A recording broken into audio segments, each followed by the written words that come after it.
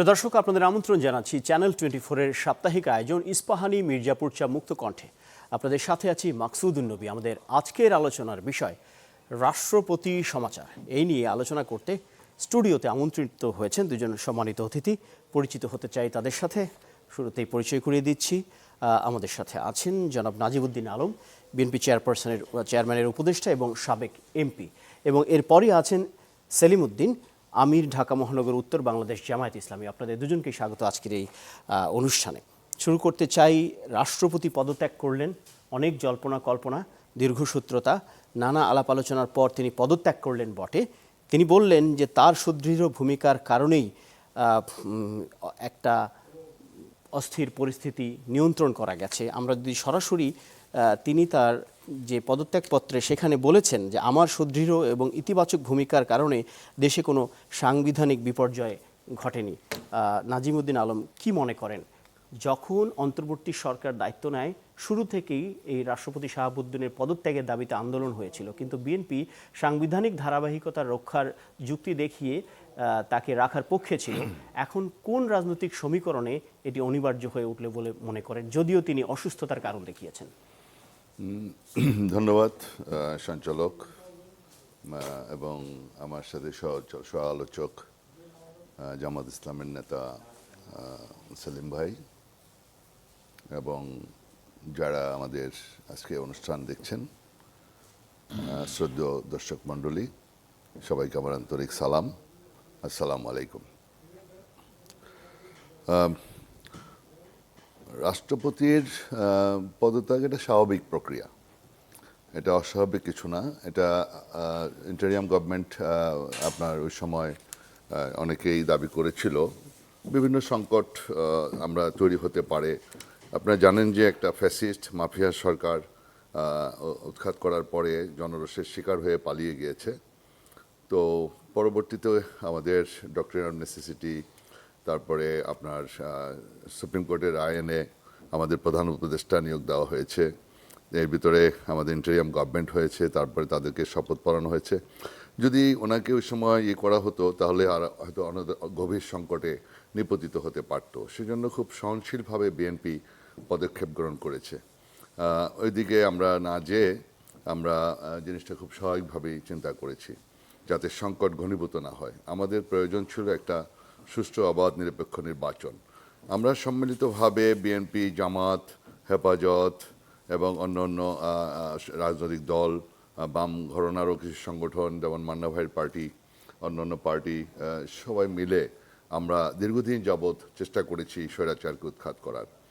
যে brutally activities 17 বছর চালিয়েছে আওয়ামী লীগ ফ্যাসিস্ট মাফিয়া সরকার, দেশটার বিভিন্ন ইনস্টিটিউশনগুলো ধ্বংস করে দিয়েছে, সাংবিধানিক প্রতিষ্ঠানগুলো ধ্বংস করে দিয়েছে। সুতরাং তার বিরুদ্ধে আমাদের দেশের মানুষ সকলে ঐক্যবদ্ধ হয়েই আমরা সেই কাজটা করতে সক্ষম হয়েছি। আলহামদুলিল্লাহ, আমরা একটা ইন্টারিয়াম গভর্নমেন্ট, সকলের প্রচেষ্টার মাধ্যমে একটা ইন্টারিয়াম গভর্নমেন্ট এসছে। ইন্টারিয়াম গভর্নমেন্ট যারা এসছেন, উনি একজন নোবেল লরিয়েট, একজন খুব প্রখ্যাত ব্যক্তি, সেই হিসাবে আমরা সকলে মিলেই তাকে বরণ করেছি এবং আমাদের লক্ষ্যটা ছিল যে তার নেতৃত্বে একটা সুষ্ঠু, অবাধ নির্বাচন অনুষ্ঠিত হবে। আপনি জানেন যে তারা আসলে রাজনৈতিক অভিজ্ঞতা তাদের নাই। যারা মন্ত্রী পরিষদে ছিলেন অনেকেরই রাজনৈতিক অভিজ্ঞতা নাই, দেশ পরিচালনা করার অভিজ্ঞতা ছিল না। তো সেই সংকটের দিকে চিন্তা করে আমরা এই জন্য নির্বাচনটা কিন্তু তাড়াতাড়ি করার চেষ্টা আবেদন করেছিলাম। তারপরেও দীর্ঘায়ু করা হয়েছে বিভিন্নভাবে, অনেক রকমের ষড়যন্ত্রের কথাও শুনেছি। অনেকে বলেছে যে আপনারা আরও কন্টিনিউ করেন, 5 বছর থাকবেন, যুগ যুগ ধরে থাকবেন, অনেকের অনেক প্রচেষ্টা ছিল। তো বিভিন্ন কারণে আমরা চেয়েছি যে একটা সাংবিধানিক সরকার, একটা গণতান্ত্রিক সরকার প্রতিষ্ঠা হোক। এটাই ছিল আমাদের দীর্ঘদিনের 17 বছরের আমাদের বিএনপি, জামাত, আমাদের সকলের রাজপথের আন্দোলনের লক্ষ্য। তো সুতরাং ইন্টারিয়াম গভর্নমেন্ট অবশেষে নির্বাচনটা দিয়েছে 18 মাসে। সেই নির্বাচনের পরে আজকে আমাদের সাংবিধানিক সরকার, একটা গণতান্ত্রিক সরকার প্রতিষ্ঠিত হয়েছে। আল্লাহর কাছে লাখো কোটি শুকরিয়া। আজকে সরকারি দল, বিরোধী দল পার্লামেন্টে সক্রিয় আছে এবং রাজপথেও সক্রিয় আছে, গণতান্ত্রিক ধারা চলছে। তো আমি মনে করি যে যেহেতু আজকে রাষ্ট্রপতি উনি পদত্যাগ করেছেন অসুস্থতার কারণে, উনি বলেছেন ওনার কিডনিতে সমস্যা, হার্টের সমস্যা, বাইপাস করা হয়েছে, তো তার বিভিন্ন সময় সে অচেতন হয়ে পড়েন, এই কথা উল্লেখ করেছেন। তো যদি ধরেন যে অসুস্থতার কারণে হয়, অথবা যদি আমাদের গভর্নমেন্টের পক্ষ থেকে যদি তাকে সরাইও দেওয়া হয়, এটা তো সকলের খুশি কি হওয়ার কথা। কারণে সরানো এটা তো হতে সকলের পারে বলে খুশি আপনি মনে করেন? এটা তো সকলের আনন্দিত হওয়ার কথা। কারণ আমরা যারা ফেসিবাদ বিরোধী ছিলাম ওই সময় তো অনেকেই তাকে অপসারণ চাইছিল ওই সময় সাথে সাথে, তখন এই আমরা আনন্দটাকে আরো আগে জাতিকে দেওয়া যেত কিনা আপনি কি মনে করেন? সুযোগ ছিল কিনা সাংবিধানিক সরকারের? সংকটের কারণেই ওই সময় আমরা জিনিসটা আমরা ওইটা ভাবি নাই। তো এখন আমরা এটা হয়েছে, এখন তো আমার মনে হয় এটা সবাই খুশি হওয়ার কথা, এটা নিয়ে আলোচনা করার কিছু নাই, এটা একটা স্বাভাবিক প্রক্রিয়া। এখন একটা সাংবিধানিক অবস্থান রয়েছে, ওই সময় রাষ্ট্রপতি হয়ে বলে এবার কে দায়িত্ব নিত, ওইটাই তো আর সমস্যা হয়ে গেছে, প্রধান উপদেষ্টাকে কারা করা হবে, সেই জন্য সুপ্রিম কোর্টে যেতে হয়েছে। সুপ্রিম কোর্ট থেকে আবার ওইখান থেকে একটা আপিলের ডিভিশন থেকে রায় আনতে হয়েছে। তো তারপরে প্রধান উপদেষ্টা বসানো হয়েছে, আবার রাষ্ট্রপতি সরালে পরে আরেকটা সংকট হতো। তো এখন তো আপনার সংকট নাই, এখন আমাদের নির্বাচিত সরকার আছে, মাননীয় স্পিকার আছে, মাননীয় উনি যদি পদত্যাগ করেন তখন মাননীয় স্পিকার অলরেডি আপনার অস্থায়ী রাষ্ট্রপতি হিসেবে দায়িত্ব পালন করবেন। 3 মাস পর আপনার ভোট হবে এবং পরবর্তী পার্লামেন্ট সেশন আছে, সেই সেশনে আবার জি। নির্বাচিত রাষ্ট্রপতি আসবে, আসবো আপনার একটা কাছে। সাংবিধানিক ধারাবাহিকতা রক্ষা হবে। জি, আপনার কাছে আসবো। সেলিমউদ্দিন, আপনার কাছে আসতে চাই। যে অসুস্থতার কারণ দেখিয়ে তিনি পদত্যাগ করেছেন, এটি সাদা চোখে তাই বলা হচ্ছে, চিঠিতে তিনি তাই বলেছেন পদত্যাগ পত্রে। যেটি আলোচনা হচ্ছে, গুঞ্জন হচ্ছে যে তিনি যখন লন্ডনে চিকিৎসায় গিয়েছিলেন সেখানে তিনি আওয়ামী লীগের যে সাবেক নেত্রী এবং সাবেক প্রধানমন্ত্রী কিংবা ফ্যাসিস্টের জনক শেখ হাসিনা, তিনি তার সঙ্গে যোগাযোগ রেখেছেন। সেটি একটি বড় কারণ যেটি এই সরকারের জন্য বড় অস্বস্তি তৈরি করেছে। আপনারা সরকারে নেই, রাজনীতির অন্দরমহলের বিভিন্ন খবর জানেন, আপনি কি মনে করেন কেন তাকে সরিয়ে দেওয়া হলো? জি, ধন্যবাদ আপনাকে এবং আমার সহ আলোচক সাবেক এমপি নাজিমউদ্দিন আলম ভাইকে এবং আমাদের দর্শক শ্রোতাদেরকে আমাদেরকে আজকে আলোচনায় এনেছেন, এই জন্য ধন্যবাদ। প্রথম কথা হচ্ছে, জাতির গাড় থেকে অপশক্তি, ফেসিবাদ তথা স্বৈরাচারের আরেকটি কালো ছায়া আজকে সরে গেল। জাতি অস্বস্তিতে ছিল। বিএনপি ওই সময় বিরোধিতা করেছিল, এটা সত্য, এবং বিএনপির যুক্তিও ছিল, এটাও ফেলে দেওয়ার মতো ছিল না যে ওনাকে সরাইলে হয়তো বা কিছুটা ট্রাবল তৈরি হতে পারত, সেটাও সঠিক ছিল। কিন্তু এটা একটা ঝুঁকিপূর্ণ, একটা রিস্কি সিদ্ধান্ত ছিল। আর কারণ সাবেক ফ্যাসিবাদের অত্যন্ত কাছের মানুষ, তাকে সে নিয়োগ করে গিয়েছিল, তাকে রেখে সরকার কন্টিনিউ করা এটা অনেক ঝুঁকিপূর্ণ একটা ব্যাপার ছিল। আল্লাহ জাতিকে হেফাজত করেছেন। এখন তিনি অসুস্থতার জন্য রিজাইন দিয়েছেন, এটাও সত্য। উনি তো অসুস্থ, কয়েকদিন পরে পরে, আর প্রেসিডেন্ট হইলেই আমাদের দেশে অসুস্থতা এমনিই বেড়ে যায়। তো সেক্ষেত্রে উনি অসুস্থ ছিলেন। অসুস্থতার কথা বলে তো লন্ডনে গেলেন, এবং লন্ডনে গিয়ে তিনি কি করেছেন এগুলো তো দেখা যাচ্ছে এখন বের হয়ে আসতেছে। কি করেছেন, কি জানেন আপনারা? যেটা আপনি বললেন, যেটা মিডিয়ায় আমরা দেখতেছি, তিনি সাবেক ফ্যাসিস্টের সাথে যোগাযোগ করেছেন, কথা বলেছেন, যেটা আমরা মিডিয়ায় দেখলাম। আপনার কি মনে হয় তিনি শুধু যদি এটি করে থাকেন, এটি কোনো সমর্থিত সূত্র নেই, লন্ডনে বসে যদি শেখ হাসিনার সঙ্গে যোগাযোগ করে থাকেন, তাহলে ঢাকায় বসে কি তিনি এই যোগাযোগটা করেন? ঢাকায় এটা ডিফিকাল্ট ছিল, ঢাকার চাইতে বাইরে গিয়ে এটা করাটা তিনি মনে করেছেন হয়তো তার জন্য এটা সহজ ছিল। কিন্তু কোনো কাজই যে সহজ নয়, এবং কোনো কাজই যে আড়ালে থাকে না। দুনিয়া এখন হাতের মুঠোয়। উনি লন্ডন গেছেন, সরকার কি ঘুমানোর মধ্যে ছিল নাকি? সরকার নিঃসন্দেহে উনি কোথায় যাচ্ছেন, কি করতেছেন, তার সাথেই তো সরকারের যাবতীয় সিস্টেম চালু ছিল। কেউ না কেউ আঁচ করতে পেরেছেন আমার ধারণা। শুধু অসুস্থতার জন্য তিনি রিজাইন দিয়েছেন, বিষয়টা দুপে টিকে না। এটা এখন কারণ হিসেবে দেখিয়েছেন, এবং এটাই সঠিক। যেটা দেখিয়েছেন এটাও সঠিক, কিন্তু খবরের আড়ালে অন্য খবর যেগুলো ছড়িয়ে পড়েছে সেটাকে মোটেই কম গুরুত্ব দেওয়ার মতো বিষয় না। তো সব মিলিয়ে দেশ একটা আশঙ্কা থেকে, হয়তো বড় কোনো ক্ষতির হাত থেকে, কারণ আমরা মাঝখানে দেখলাম হঠাৎ করে শেখ হাসিনা চলেই আসছে, যদিও শেখ হাসিনা বেশ আগে থেকে সীমান্তে আছে, উনি সীমান্তে এসে বসে আছে, যে কোনো দিন টঙ্গিপাড়াতে চলে আসবে, যে কোনো দিন গণভবনে চলে আসবে, এরকম কথাবার্তা আগে থেকেই মানে উনি শোনাচ্ছিলেন জাতিকে। তো সেই জায়গায় মাঝখানে শুনলাম যে উনি ডিসেম্বরে আসবেনই, এবং লন্ডন থেকে 40টা বিমান চলে আসবে একসাথে, ইত্যাদি ইত্যাদি। এই সবগুলোর সাথে প্রেসিডেন্টের লন্ডন সফর এবং সেখানে তার কন্ট্রাক্ট যেগুলো খবর বেরিয়েছে, এগুলো সরকারকে নোটে নিতে হবে। সরকার যদি শুধু প্রেসিডেন্ট সরাই দিলেন, এখন যদি প্রেসিডেন্ট চিকিৎসা নামে দেশের বাইরে গিয়ে আরও বড় কোনো ক্ষতি করার চেষ্টা করে, তাইলে কিন্তু সর্বনাশ হয়ে যাবে। এই জন্য এই প্রেসিডেন্টকে এখন চিকিৎসা, সর্বোচ্চ মানের চিকিৎসা দেশের ভিতরে দিতে হবে। তাকে দেশ থেকে বাইরে যাওয়ার কোনো সুযোগ দেওয়া যাবে না। এবং এখন অলরেডি বিভিন্ন মহল থেকে, বিভিন্ন জায়গা থেকে দাবি উঠেছে তাকে গ্রেফতার করার জন্য এবং তার কাছ থেকে রহস্য উদ্ঘাটন করার জন্য। বিশেষ করে জুলাইয়ে যে ছাত্র জনতার উপরে যে ক্র্যাকডাউনটা হয়েছে, এখানে তার কি ভূমিকা ছিল? তিনি দেশের একজন অভিভাবক হিসাবে তিনি কি কোনো ভূমিকা রেখেছিলেন? না, তিনি সেই হাসিনার সেই অপকর্মেরই একজন সহায়ক ছিলেন, বুদ্ধিদাতা ছিলেন। এই জিনিসগুলো কিন্তু পর্যালোচনার দাবি রাখে, খোঁজখবর নেওয়ার দাবি রাখে। আমরা আশা করি সরকার বিষয়টাকে হালকাভাবে নেবেন না। আগে যেভাবে একটা যুক্তি দাঁড় করিয়ে প্রেসিডেন্টকে রাখতে ওনারা ভূমিকা রেখেছিলেন, এখন বিদায় দিয়েছেন ভালো, কিন্তু জিনিসটা যেন সহজভাবে নেওয়া না হয়। দেশের নিরাপত্তা জড়িত এখানে, যেখানে দেশের আবারও ফেসিবাদ চেপে বসার আশঙ্কা জড়িত আছে এখানে। অতএব প্রেসিডেন্টের বিষয়টা গভর্নমেন্ট যেন অত্যন্ত সিরিয়াসলি নেন, সেই ব্যাপারে আমি গভর্নমেন্টের দৃষ্টি আকর্ষণ করছি। জনাব নাজিমুদ্দিন আলম, সেলিমউদ্দিন যেটি বলছিলেন সবশেষ গ্রেপ্তার প্রসঙ্গ, আজকে এনসিপি তাদের সংবাদ সম্মেলনেও এই সাবেক রাষ্ট্রপতি শাহাবুদ্দিনের গ্রেফতার দাবি করেছেন। আপনি বিএনপি চেয়ারম্যানের উপদেষ্টা, বিএনপি কি পদক্ষেপ নিতে পারে বলে তার ব্যাপারে মনে করেন? তাকে কি দেশের বাইরে চিকিৎসা করতে যাওয়ার সুযোগ দেবে, কিংবা গ্রেপ্তার প্রশ্নে আসলে বিএনপির অবস্থানটা কি? দেখেন, আমাদের তো আসলে ফ্যাসিবাদ এবং ফ্যাসিস্ট সবচেয়ে প্রধান মাফিয়া সরকার প্রধান শেখ হাসিনা। ওনার যারা লেসপেন্সার, ওনার যে মন মানসিকতা, ব্রুটালি অ্যাক্টিভিটিস বাস্তবায়ন করছে যারা সহযোগী, হ্যাঁ, ওনার অ্যাপয়েন্টি, উনি তাকে অ্যাপয়েন্টেড করেছেন অ্যাজ এ প্রেসিডেন্ট। হ্যাঁ, তো তার তো কিছু দায় থাকেই। আর রাষ্ট্রপতি জানেন যে কি ক্ষমতা, আমরা জানি সবাই।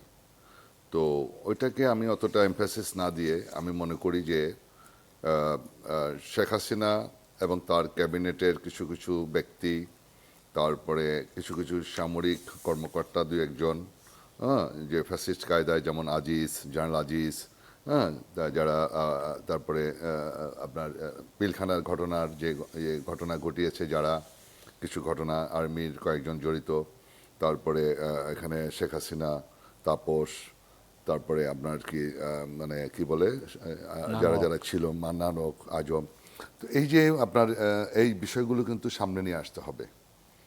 যে পিলখানার ঘটনায় 57 জন দক্ষ দেশপ্রেমিক অফিসারকে যে হত্যা করা হলো, এটা আমি মনে করি এটা প্রতিবেশী রাষ্ট্র এবং আওয়ামী লীগের দ্বারা এটা যৌথ প্রযোজনায় এটা সংগঠিত হয়েছে।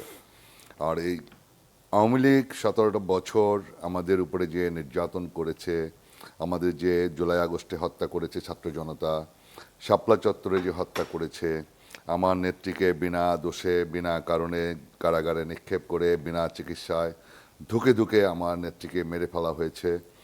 এই জিনিসগুলো আমরা এগুলি সামনে নিয়ে আসতে হবে, এগুলোর বিচার হতে হবে। এগুলি নিয়ে কেন যেন আমরা 2 বছরে ভুলে যাচ্ছি। এত বড় নির্মম ঘটনা, আপনার প্রত্যেকটা প্রতিষ্ঠান, বাংলাদেশের প্রতিষ্ঠান ধ্বংস করে দিয়েছে। আজকে একটা মানে ধ্বংসস্তূপের মধ্য দিয়ে আমরা এগিয়ে যাচ্ছি। এই জন্য আমাদের অনেক সংকট। আমার প্রধানমন্ত্রী, মাননীয় প্রধানমন্ত্রী, উনি কিছুদিন আগেও বলেছেন যে আমাদের বিভিন্ন জায়গায় এখনও স্বৈরাচারের দোসররা বসে আছে, যারা আমাদের কর্মসূচি বাস্তবায়ন করতে বাধাগ্রস্ত করছে। সুতরাং আমাদের একটু সময় দিতে হবে। আমরা সময়ের ব্যবধানে আমরা এগুলো চিহ্নিত করতে পারবো। আস্তে করে আমরা ফেসিবাদ বিরোধী যারা আছে, ফেসিবাদের দোসর যারা আছে, চিহ্নিত করে তাদেরকে সরিয়ে, যেমন আজকে আমাদের উনি তো জনগণের প্রত্যাশা অনুযায়ী কাজটা করেছেন। আওয়ামী লীগের অ্যাপয়েন্টি হওয়া সত্ত্বেও উনি জনগণের সেদিন প্রত্যাশা ছিল যে একটি সাংবিধানিক সরকার প্রতিষ্ঠা হবে, ইন্টারিয়াম গভর্নমেন্ট হবে, শপথ পড়িয়েছেন, সব কিছু সুন্দরভাবে স্মুথলি করেছেন। কারণ তা নাহলে উনিও জনরোষের শিকার হবেন। জনগণের সাথে উনি তাল মিলিয়েছেন। জনগণ, আপনার মাচ পিপল, 10% মানুষ এখন কি তখন এটা সিদ্ধান্ত হতে চাইছে। পারে? তো সেই জন্য সে ওই কথাটাই বলছে যে আমি, যদি উনি এটা ক্রেডিট নেওয়ার চেষ্টা করছেন, ভালো, ক্রেডিট নিতেই পারেন যে আমি সাংবিধানিক সব কিছু বজায় রেখেছি। হ্যাঁ, বজায় রেখেছেন, এটা ভালো কাজ করেছেন, আমি সাধুবাদ জানাই। তো এটা নিয়ে আমাদের সবচেয়ে বড় গুরুত্বপূর্ণ বিষয় হলো এটা যে মাফিয়া সরকার প্রধান উনি বড় বড় হুঙ্কার দিচ্ছেন যে উনি ডিসেম্বরে আসবেন। এটা তো ওনার কথার কথা। আমরা তো তাকে পররাষ্ট্র মন্ত্রণালয় থেকে চিঠি দিয়েছি আমরা মোদী সরকারকে তাকে নিয়ে আসার জন্য। তাকে তো আসার জন্য আমরা নিজেরাই চাচ্ছি উনি আসুক এবং বিচারের সম্মুখীন হতে হবে। আপনার কাছে যে তো প্রশ্নটি এখন ছিল বিএনপির কি অবস্থান এই হতে সমস্ত পারে আলোচনা উনি গ্রেপ্তার টেলিফোন প্রশ্নে? করলো কি না করলো এগুলি নিয়ে আমাদের চিন্তা নাই। উনি টেলিফোন করে ওনার সাথে টেলিফোনে কথা বললে কি করবে? আবারও টেলিফোনে কথা বলুক, যেখানে সেখানে বসে কথা বলুক, ওইটা কোনো সমস্যা না আমাদের। আমাদের গ্রেপ্তারের যে দাবিটা উঠেছে এই ব্যাপারে সমস্যা- বিএনপির অবস্থানটা কি হতে পারে বলে আপনি মনে করেন? এখন গ্রেপ্তারের প্রশ্নটা আমি যেটা বললাম যে আপনারা ওনাকে নিয়ে এখন আলোচনাটা নিয়ে বেশি আলোচনা আমরা করতে চাই না। আচ্ছা উনি স্বাভাবিক প্রক্রিয়ায় উনি এটা করেছেন, আচ্ছা ভালো করেছেন। আমরা অস্বস্তিতে ছিলাম, হ্যাঁ, এবং মানুষের সকলের দাবি ছিল প্রথম অবস্থায় তাকে সরিয়ে দেওয়া। তো বিভিন্ন সংকটের কারণে আমরা ওখানে তাকে রেখে আমরা কাজগুলো করেছি এবং আমাদের মোটামুটি একটা সাংবিধানিক পরিবেশ, আমরা একটা নির্বাচন পেয়েছি, গণতান্ত্রিক সরকার প্রতিষ্ঠিত হয়েছে, সরকারি দল বিরোধী দল আমরা রাষ্ট্র পরিচালনা করছি আমাদের সরকার।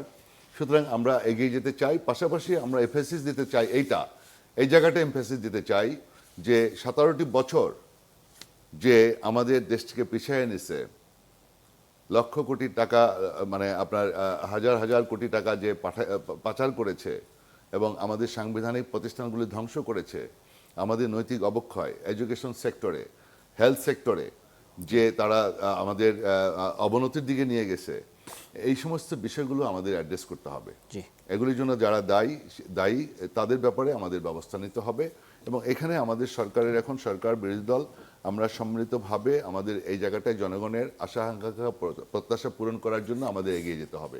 আমাদের জনগণের কাছে কমিটমেন্ট হলো সামাজিক ন্যায় বিচার, জনগণের জানমালের নিরাপত্তা নিশ্চিত করতে হবে, আমরা আমাদের বিচার বিভাগ আইনের শাসন কায়েম করতে হবে, এই জায়গাটায় আমাদের মনোনিবেশ করতে হবে এবং এডুকেশন সেক্টর, হেলথ সেক্টর এগুলো আমাদের খুব বিরাট চ্যালেঞ্জ। আমাদের মাননীয় প্রধানমন্ত্রী এমনকি তার দেখেন হেলথ সেক্টরে আমাদের তার সহধর্মিণী আমাদের শ্রদ্ধা ভাবি সেও কিন্তু হেলথ সেক্টরে খুব অবদান রাখছেন এবং আমাদের মাননীয় প্রধানমন্ত্রীর পরিষ্কার নির্দেশ কৃষকদের কৃষি কার্ড, হেলথ সেক্টরে হেলথ কার্ড, হ্যাঁ, তারপরে আপনার যে আপনার ফ্যামিলি কার্ড, হ্যাঁ, এগুলোর ব্যাপারে পদক্ষেপ নিচ্ছেন এবং যাতে করে এদেরকে স্বাবলম্বী করা যায়। যে আপনারা একটা সরকারের স্বাভাবিক ধারাবাহিকতা আপনারা বজায় রাখতে চেষ্টা করছেন, আমরা এখন দেশের মানুষের জন্য কাজ করতে চাই, ডেভেলপমেন্টের দিকেই ফোকাস করতে চান। সেলিমউদ্দিন, যেটি নাজিমউদ্দিন আলম বলছিলেন এটি একটি স্বাভাবিক প্রক্রিয়ার মধ্য দিয়ে হয়েছে, এর দিকে আর ফোকাস না করে তারা সামনে আগাতে চান। এখন ভারপ্রাপ্ত রাষ্ট্রপতির দায়িত্ব নিয়েছেন স্পিকার। নতুন রাষ্ট্রপতির নির্বাচন প্রশ্নে জামায়াতের অবস্থান কি? কিছু নাম আমরা শুনতে পাচ্ছি, বিএনপির সিনিয়র নেতৃবৃন্দের কিছু নাম, মন্ত্রিপরিষদ সচিবের নাম, জামায়াতের অবস্থানটা কি? জি ধন্যবাদ। ভারপ্রাপ্ত রাষ্ট্রপতিকেও আমরা অভিনন্দন জানাই। তিনি একজন অভিজ্ঞ পার্লামেন্টারিয়ান স্পিকার ছিলেন এবং এখন তিনি ভারপ্রাপ্ত দায়িত্ব পেয়েছেন। আমরা রাষ্ট্রপতি হিসেবে এমন একজনকে দেখতে চাই যিনি সত্যিকার অর্থে একজন দল নিরপেক্ষ মানুষ হবেন। তিনি 18 কোটি মানুষের অভিভাবক হবেন। তিনি দেশের কোনো ক্রান্তিকাল দেখা দিলে, রাজনৈতিক দলগুলোর মধ্যে কোনো ভুল বোঝাবুঝি হলে তিনি অভিভাবকত্বের ভূমিকা পালন করবেন। তিনি দলকানা হবেন না, বিশেষ কোনো দলের প্রতি তিনি আনুগত্য রাখবেন না। তিনি হবেন একজন সাচ্চা দেশপ্রেমিক। তিনি একজন হবেন সত্যিকার অর্থে ফ্যাসিবাদ বিরোধী মানুষ, স্বৈরাচার বিরোধী মানুষ। তিনি হবেন আমাদের দেশের স্বাধীনতার সার্বভৌমত্বকে উচ্চকিত রাখার জন্য। সেই ব্যক্তিটাকে, এমন কোন ব্যক্তিকে আপনারা প্রস্তাব করছেন বা নাম বলছেন, সেই ব্যক্তি আমাদের দেশে ধারণা দিতে চান? সেই ব্যক্তি আমাদের দেশে আছে এবং সেই ব্যক্তি খুঁজে বের করা হবে। সেটা সরকারি দলের চেষ্টা করবে।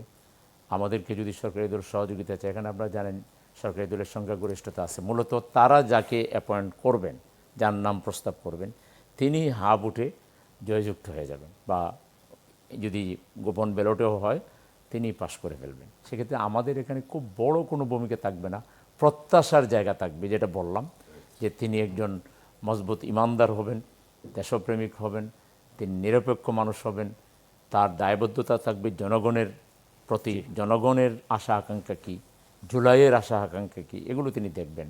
তিনি একজন আধিপত্যবাদ বিরোধী মানুষ হবেন। তিনি কোনো মাঝখানে একটি এই জিনিসগুলো আমরা প্রত্যাশা করব গভর্নমেন্টের কাছে, কারণ এটা মেইন দায়িত্বটা পালন করবে গভর্নমেন্ট। যদি পার্লামেন্টে ভোটাভুটি হবে, এখানে বিরোধী দলের ভোটে কিছু যায় আসে, সব বিরোধী দল মিলে যদি ভোট কারো সরকারি দল যাকে দিবে তার বিরুদ্ধেও দেয়, তবুও সরকারি দল যাকে দেবে তিনি পাশ করবেন। সেটা বোঝাই যাচ্ছে যে প্রেসিডেন্ট কে হবেন। প্রেসিডেন্ট তিনিই হবেন যিনি মাননীয় প্রধানমন্ত্রী তার পার্লামেন্ট মেম্বারদেরকে নিয়ে পরামর্শ করে যার ব্যাপারে প্রস্তাব দিবেন, তিনি প্রধান।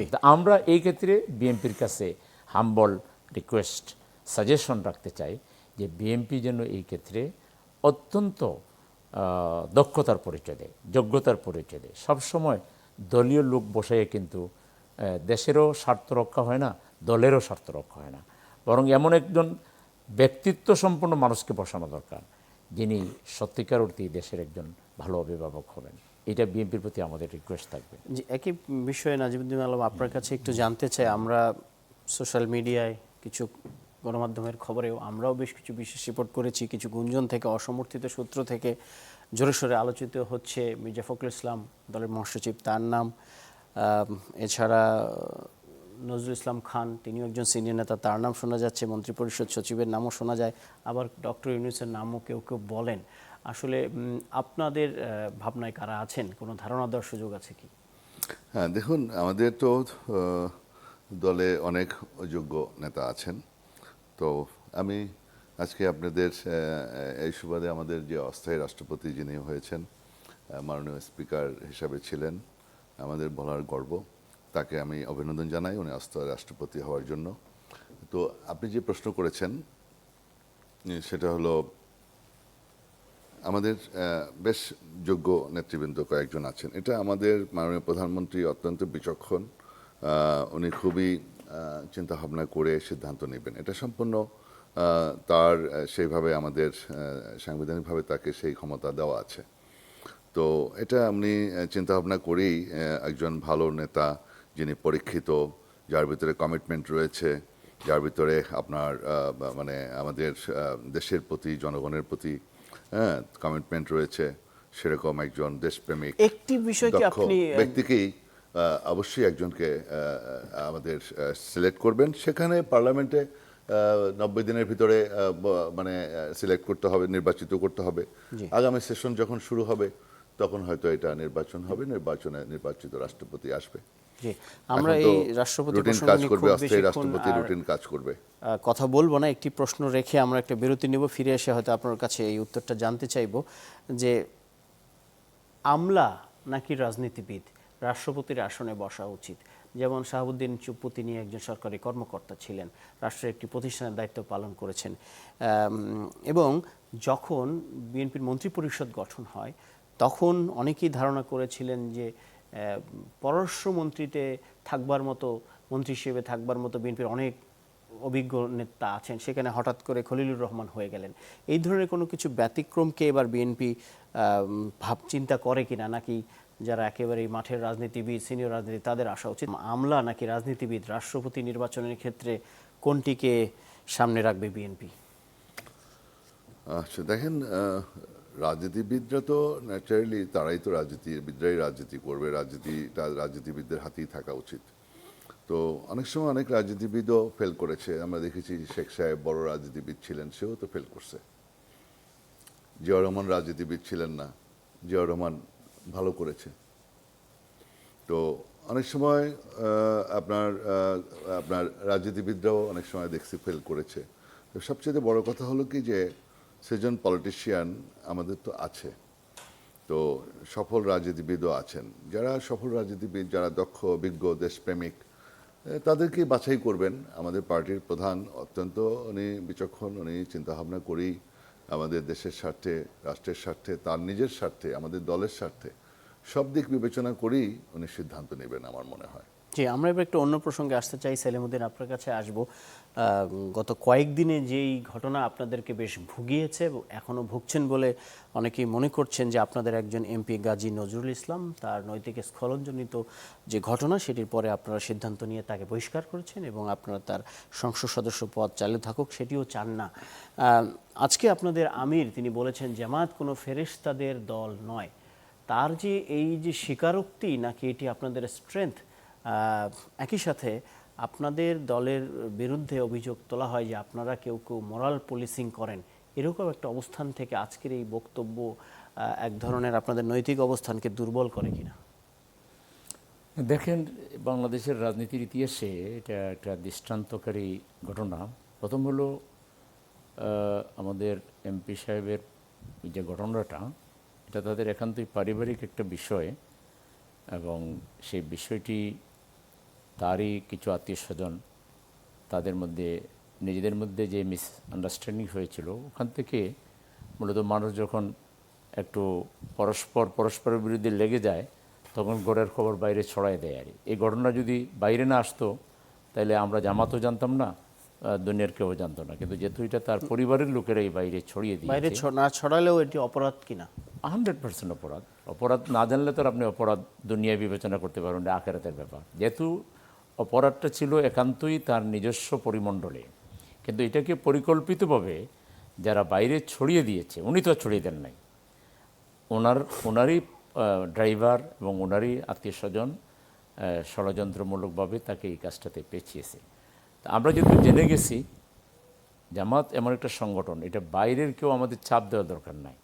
আমাদের সিস্টেমটা হলো যে আমরা যদি দেখি যে কেউ আমাদের যে নীতি নৈতিকতা আমরা মেনটেন করি বা আমাদের যে গঠনতন্ত্র আছে, এটা কেউ যদি ফলো না করে, তাই আমরা নিজেরাই আমাদের দলকে হেফাজত করার জন্য এবং ব্যক্তিকে সংশোধন করার জন্য, এটা আমাদের চিরায়ুত একটা সিস্টেম, আমরা কাউকে মানে এখানে কনসিডার করি না।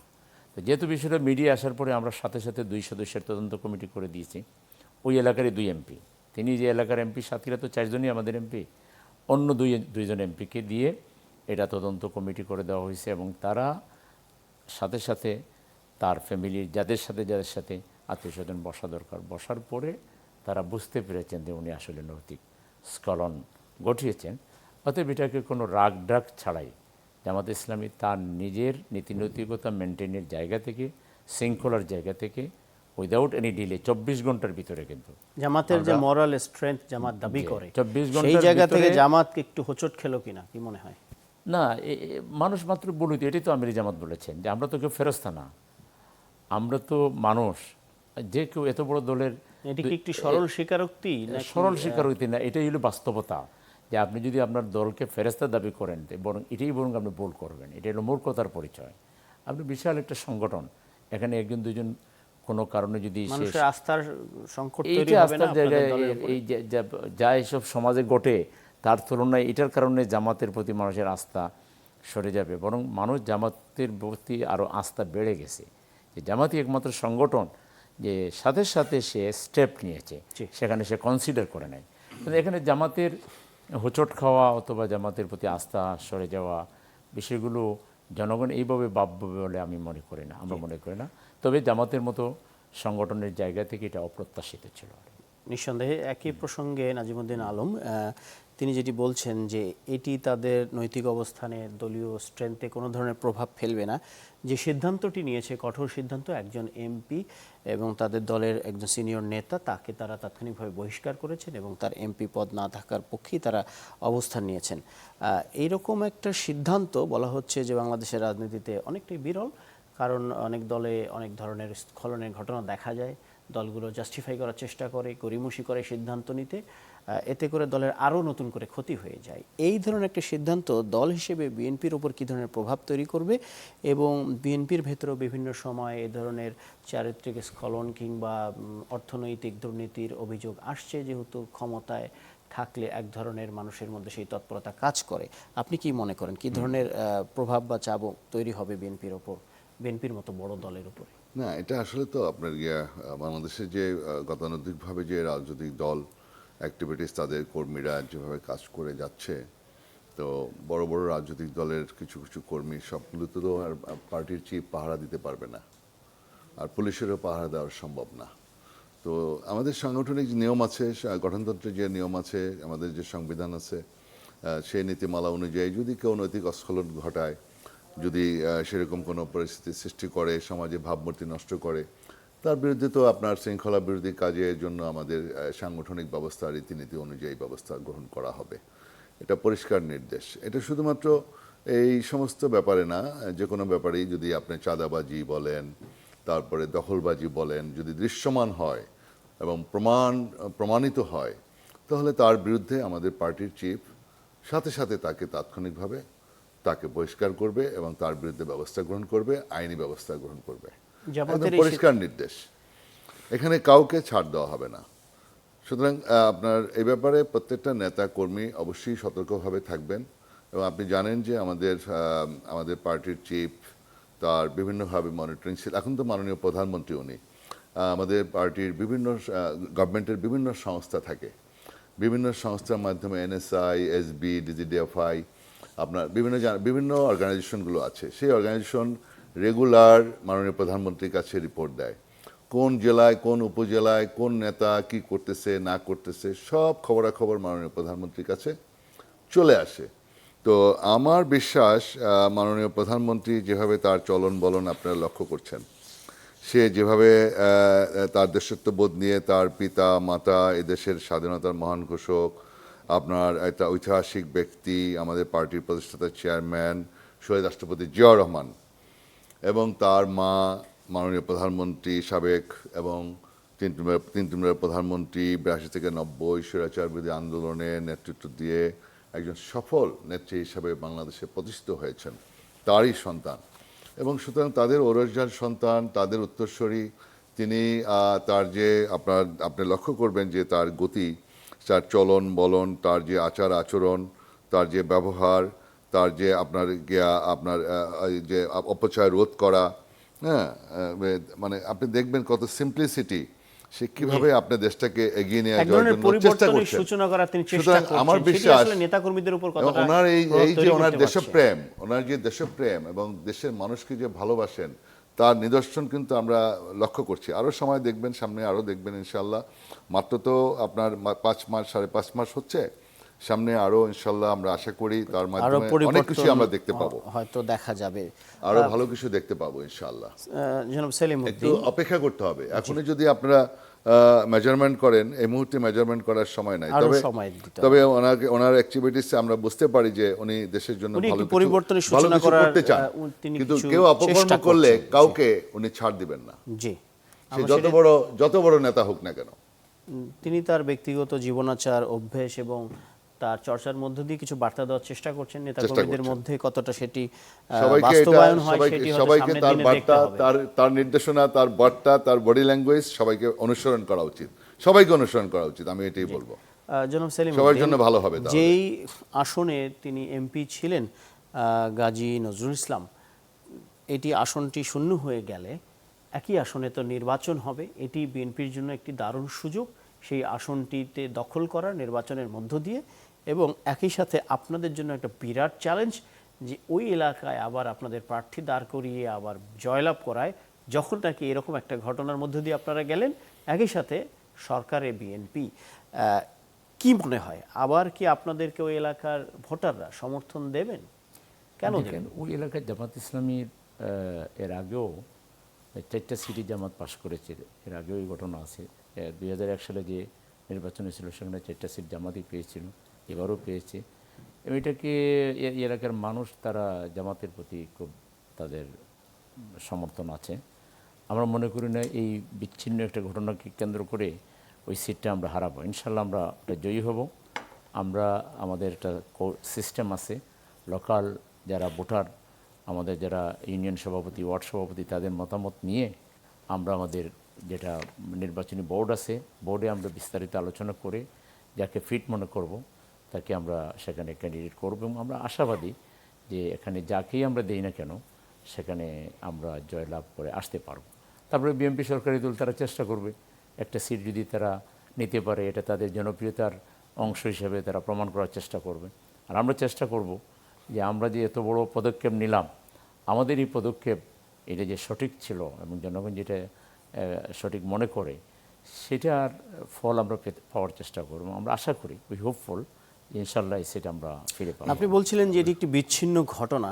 একটি প্রশ্ন তৈরি হয় যে জামায়াত ইসলামী দল হিসেবে, সংগঠন হিসেবে বড় হওয়ার সাথে সাথে নেতাকর্মীদের উপরে আপনাদের যে মনিটরিং বলা হয়, আপনাদের একটা প্যারামিলিটারি সিস্টেম কাজ করে, আপনাদের ধাপে ধাপে ক্যাডার ভিত্তিক আপনাদের কর্মী রোপণ ইত্যাদি ইত্যাদি ধাপে আসতে গেলে কতগুলো পড়ালেখার মধ্য দিয়ে যেতে হয়। এই এখন আপনারা অনেকগুলো আসন পেয়েছেন, সংগঠন বড় হয়েছে, আগে ইন্ডিভিজুয়াল ক্যারেক্টার ধরে ধরে আপনারা যেভাবে মনিটরিং করতে পারতেন, এখন কি সেটি করতে পারছেন, নাকি কোনো জায়গায় আপনাদেরকে একটু আপোষ করতে হচ্ছে, কিংবা কম মানসম্পন্ন লোকরা আপনাদের দলের নীতি নির্ধারণী পর্যায়ে বা নেতা হয়ে উঠছেন? কারণ বিভিন্ন জায়গায় তো এই ধরনের কিছু কিছু ঘটনা আমরা দেখছি। না দেখেন, দল বড় হইলে তো কিছু কিছু নতুন নতুন লোক আসে। তবে আমাদের এখানে নতুন লোক এসেই সে কোনো ডিসিসিভ বডিতে চলে আসা, নীতি নির্ধারণের জায়গায় চলে আসাটা একেবারে মানে খুব স্বাভাবিক ব্যাপার না। এখানে একটা প্রক্রিয়া মেনটেন করে আসতে হয়। তো এই জন্য আমাদের যে আমাদের লোকদেরকে তৈরি করার যে সিস্টেমটা, ওইটাতে কোনো পরিবর্তন আসেনি। আমরা আমি আপনাকে বলেছিলাম যে মনিটরিং বা নজরদারি, এটাই তো মনিটরিংটা কিভাবে করি দাবি আমি? করেন যে আমাদের সৎ লোকের মনিটরিং এর শাসন। একটা সিস্টেম হলো, ধরেন আমরা বলি এটাকে ট্রেনিং ক্যাম্পগুলো আমরা করি, শিক্ষা শিবির বলি। 3 দিন 4 দিন 5 দিন ব্যাপী বিভিন্ন স্তরের লোকদেরকে ডেকে কোরআনের উপরে বিস্তারিত জ্ঞান দেওয়া হয়, হাদিসের উপরে দেওয়া হয়, তারপরে ইসলামের ইতিহাসের উপরে দেওয়া হয়, ক্যারেক্টার বিল্ড আপের জন্য প্র্যাকটিক্যাল তাহাজ্জুদের নামাজ, কোরআন অধ্যয়ন ইত্যাদি ইত্যাদি। এই সিস্টেমে কোনো চেঞ্জ আসেনি।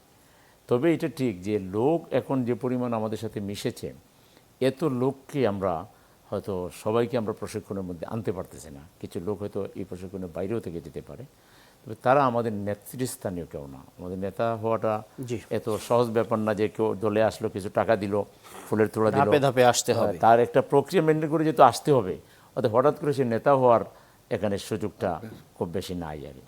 একটা জিনিস কি, আপনার মানে সমাজে অসামাজিক কিছু কাজ ঘটতেই পারে। কিছু কিছু লোক দলের ভিতরে থেকে ঘাপটি মেরে কিছু সুবিধাবাদী কিছু লোক ফায়দা লুটতেই পারে। এখন বিষয়টা হলো এই যে আপনি অসামাজিক কাজ করলেন, সেটাকে যদি আপনি প্রশ্রয় দেন তাহলেই প্রবলেম। এইটাকে প্রশ্রয় দেওয়া যাবে না, তাকে এক্সপেল করতে হবে, তাকে শাস্তিযোগ্য অপরাধ হিসাবে চিহ্নিত করতে হবে, তাকে বয়কট করতে হবে। যদি আমরা সমাজে রাজনৈতিকভাবে তাকে বয়কট করি, এভাবে যদি বিচার আচারটা ঠিকমতো করে, হ্যাঁ, তাহলে কোনো পার্টির তো দোষ না, একটা কর্মীর দোষ। একজন কর্মীর জন্য তো পার্টি আপনার পার্টির চিফ বা পার্টি দায়ী না, ব্যক্তি দায়ী। একজন ব্যক্তি খারাপ হতে পারে, কিন্তু সেই খারাপ ব্যক্তিকে আপনি প্রশ্রয় দিলেন কিনা, আশ্রয় দিলেন কিনা, একজন সেটি দেখা দৃশ্যমান চিহ্নিত অপরাধী, সে অপরাধীকে প্রশ্রয় দিলেন কিনা, that is the point, that is important. আপনি যদি প্রশ্রয় না দেন, তখন আরেকটা অপরাধী চিন্তা করবে যে অপরাধ করে রেহাই পাওয়া যায় না বিএনপিতে অথবা জামাত ইসলামে অথবা অন্য কোনো রাজনৈতিক দলে। এই জিনিসটা হলো ইম্পর্টেন্ট।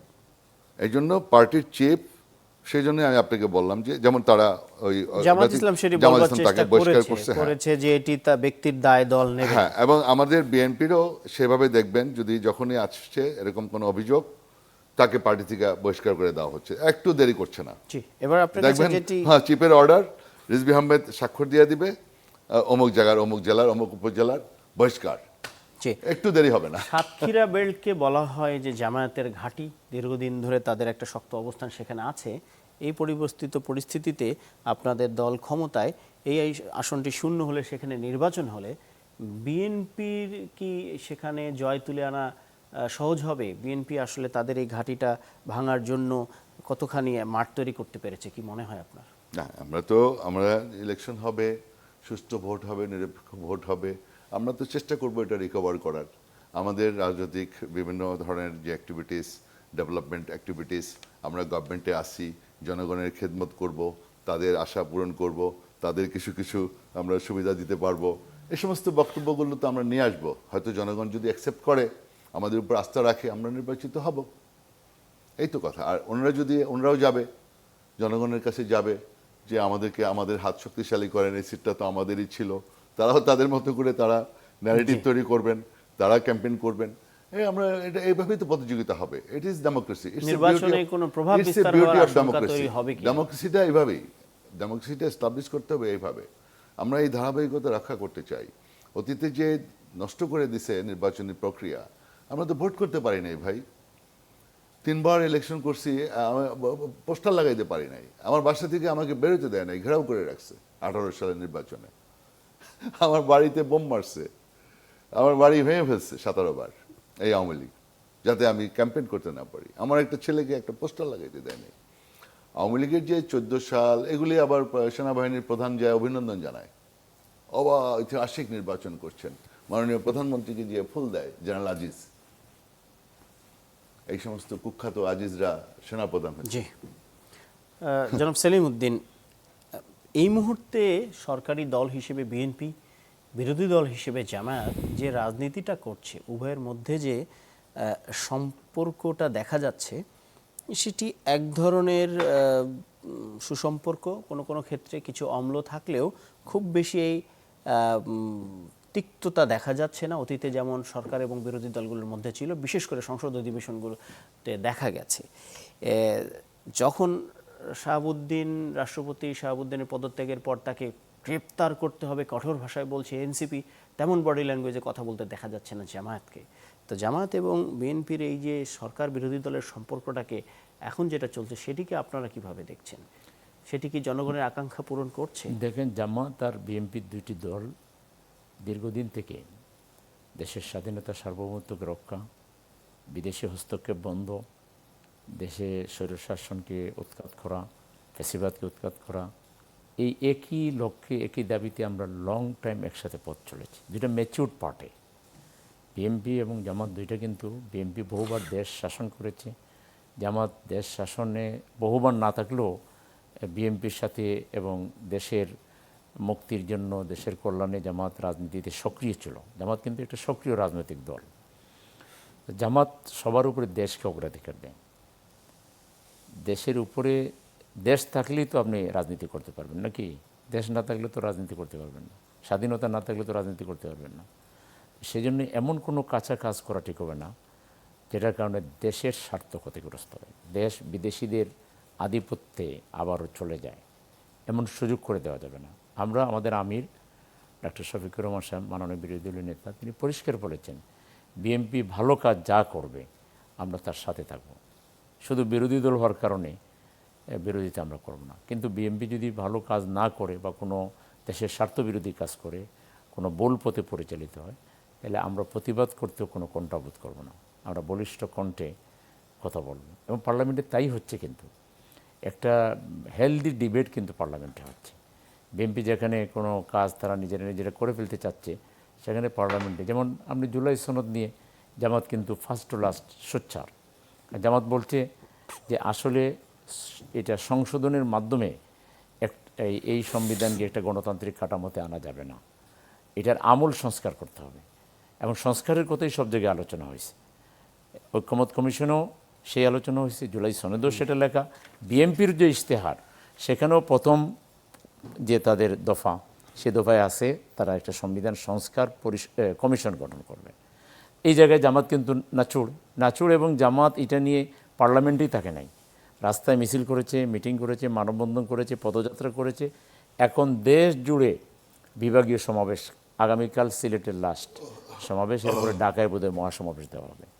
তাইলে আপনি বিএনপির ব্যাপারে জামাত যদি আপোষকামী কিছু হতো, তো রাস্তায় তো গিয়ে এইসব জনসভা করতে কী পরিমাণ পয়সা খরচ হয়, গাম জড়াইতে হয়, লোক অর্গানাইজ করা কিন্তু এত, মানে একটা ডাক দিলেই কিন্তু লোক এসে যাবে না, মাইকিং করতে হবে, লিফলেট দিতে হবে, গণসংযোগ করতে হবে, অনেক কাজ। কিন্তু একদিকে পার্লামেন্টের ভূমিকা, অন্যদিকে সারা দেশে যাওয়া।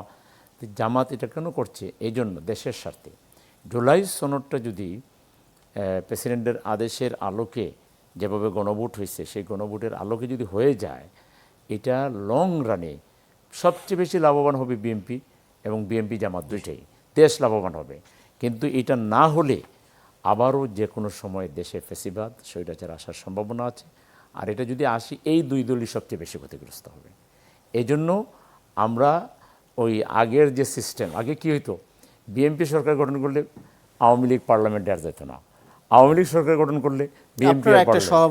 আমরা চাচ্ছি যে না, পার্লামেন্টের থেকেই সরকারের ভুল ধরতে হবে, সরকারকে সঠিক পথে পরিচালিত করতে হবে। জামাত সেটাই কিন্তু রাইটলি বিরোধী দলের ভূমিকায় জামাত আছে। এটা তো যদি কনস্ট্রাকটিভলি গঠনমূলকভাবে সমালোচনা করে এবং অস্থিতিশীলতা না করে, দেশের অচলাবস্থা সৃষ্টি না করে, এটা তো ভালো, পজিটিভ সাইন। এটি তো চায় দেশের জনগণ। আপনার হরতাল, 173 দিন হরতাল, শেরাটনের সামনে গান পাউডার দিয়ে মানুষকে মেরে ফেলা, এই আন্দোলন করতে হবে। এইভাবে গভর্নমেন্টকে করতে হবে, যে গভর্নমেন্ট একটা ডেমোক্রেটিক ইলেক্টেড গভর্নমেন্ট। আমরা তো ওই স্বৈরাচারী কায়দায় জনগণের ভোট চুরি করে বসি নাই। 5 বছরের জন্য জনগণ ম্যান্ডেট দিয়ে বসিয়েছে। আবার জনগণের ম্যান্ডেট পেয়ে জামাত ইসলামও সবচেয়ে বড় অ্যাচিভমেন্ট জামাতের এইবারই সবচেয়ে বড় অনেক আসন পেয়ে পার্লামেন্টে এসছে। সুতরাং তারা যদি কনস্ট্রাকটিভলি আলোচনা করে, এখন যদি রাজপথে 173 দিন হরতাল করে না দেখে এখন সহাবস্থান করতেছে, বিএনপির সাথে জামাতের আন্ডারস্ট্যান্ডিং হচ্ছে, কিছু কিছু আওয়ামী লীগের দোসররা ন্যারেটিভ তৈরি করতেছে, অর্থাৎ জামাত ইসলাম সহ এনসিপিকে নিয়ে রাস্তা অচল করে দাও, তখন আওয়ামী লীগ আরও যারা যারা আছে আওয়ামী লীগের সাপোর্টাররা, তারা যাতে একটা অচল অবস্থা করে বাস তারেক সাহেবকে মানে উৎখাত করা যায়, এই সমস্ত ন্যারেটিভ কেউ কেউ চালু করার চেষ্টা করতেছে। এগুলি ঠিক না, ওখান থেকে বেরোয় আসতে হবে। অতীতে যেই ব্রুটালি অ্যাক্টিভিটিস এবং হরতাল, আননেসেসারি হরতাল করা, আননেসেসারি ডিস্টার্ব করা, দেশের উন্নয়ন যাত্রাকে মানে ব্যাহত করা, এই সমস্ত প্রক্রিয়া থেকে বেরোয় আসতে হবে। আমরা চাই সরকারি দল বিরোধী দল কনস্ট্রাকটিভলি এগিয়ে যাবে দেশের জনগণের স্বার্থে। লেখাপড়া, বাচ্চারা পরীক্ষা দিবে, ঠিকমতো স্কুলে যাবে, কলেজে যাবে, এবং আমাদের ছেলে মেয়েরা সুন্দরভাবে নিরাপত্তার সাথে তারা তাদের কার্যক্রম পরিচালনা করবে। আমাদের মা বোনরা ঠিকভাবে তাদের কর্মজীবনে যাবে, তারা তাদের কাজ করে আবার বাড়িতে ফিরে আসবে সুন্দরভাবে। আমাদের সকল সামাজিক নিরাপত্তা সুন্দরভাবে চলবে, আমরা এটা চাই। রাস্তার ভিতরে কোনো অচল অবস্থা, মব জাস্টিস, বদমাইশি এগুলি চলবে না। এখান থেকে এইভাবে কনস্ট্রাকটিভলি আগাইতে হবে। পার্লামেন্টে আলোচনা হবে, পার্লামেন্টে আমাদের যেগুলো যেগুলো ভুল ত্রুটি আছে সেগুলো অপোজিশন সমালোচনা করবে। আমরা কিছু ভুল ত্রুটি করি, তারা মঞ্চ করে জনসভা করে তারা আমাদের বিরুদ্ধে সমালোচনা করবে, আমরা সেটার কাউন্টার দিব আবার জনসভা করে। কোনো সমস্যা নাই, এটা ভালো, it's a beauty of democracy. আবার জামাতের বিরুদ্ধে এই অভিযোগও আছে যে জামাতের একটা সরকার 5 মাস গেল না, রাস্তায় নেমে গেছে, কথা কিন্তু দুদিকে আছে। আমি আরেকটা বিষয় আপনাকে সম্পর্ক প্রশ্ন করতে চাই। কনস্ট্রাকটিভলি মানুষ চায়, কিন্তু এটা জনগণ কিন্তু এটাই চায়। আপনি যদি 30 সেকেন্ডে বলেন, একটা সম্পর্ক প্রশ্ন করতে চাই। কিছুক্ষণ আগে সেলিমউদ্দিন বলছিলেন যে জামাত এবং বিএনপি দুটি ম্যাচিউরড পার্টি, এবং আপনার কথার মধ্যেও মনে হলো যে সরকারি বিরোধী দলের এখন যে সম্পর্ক সেটা ঠিক পথেই আছে। আপনাদের মিত্র গণ অধিকার পরিষদের নেতা নুরুল হক নূর সেদিন একটি টকশোতে তিনি বলেছেন যে বিএনপির মতো দলের একটি দুর্ভাগ্য যে বিরোধী দল হিসেবে জামাতের মতো একটি দলকে বিরোধী দল হিসেবে পেতে হয়েছে, যেখানে বিএনপি একটি প্রোগ্রেসিভ পার্টি। তো এই ধরনের আরেক একটি প্রোগ্রেসিভ দল যদি বিরোধী দল হিসেবে থাকতো তাহলে দেশের জন্য কল্যাণ হতো। এই ধরনের বক্তব্য কি নুরুল হক নূর তো বিএনপির পলিসি মেকার না, সে তার মতামত সে দিয়েছে, তার ব্যক্তিগত মতামত। এখানে আপনাকে বুঝতে হবে যে বিএনপি জামাত এই 17 বছর সবচেয়ে বিএনপি বড় রাজনৈতিক দল হিসেবে সবচেয়ে নির্যাতিত। আমি তো আগেই বলেছি আমার নেত্রীকে কি করা হয়েছে। সবচেয়ে জিয়া পরিবার সবচেয়ে সাফারার, জামাত ইসলামও অনেক সাফারার, ঠিক আছে। সবচেয়ে বেশি সাফারার আমরা এবং জামাত ইসলাম এবং আমরা বিএনপি বড় রাজনৈতিক দল, তারপরে এখন বর্তমানে জামাত ইসলাম। আর আওয়ামী লীগের যে পজিশন আপনারা জানেন তারা কি করছে, সুতরাং জনগণ তাদেরকে আস্থা করে ফেলে দিছে।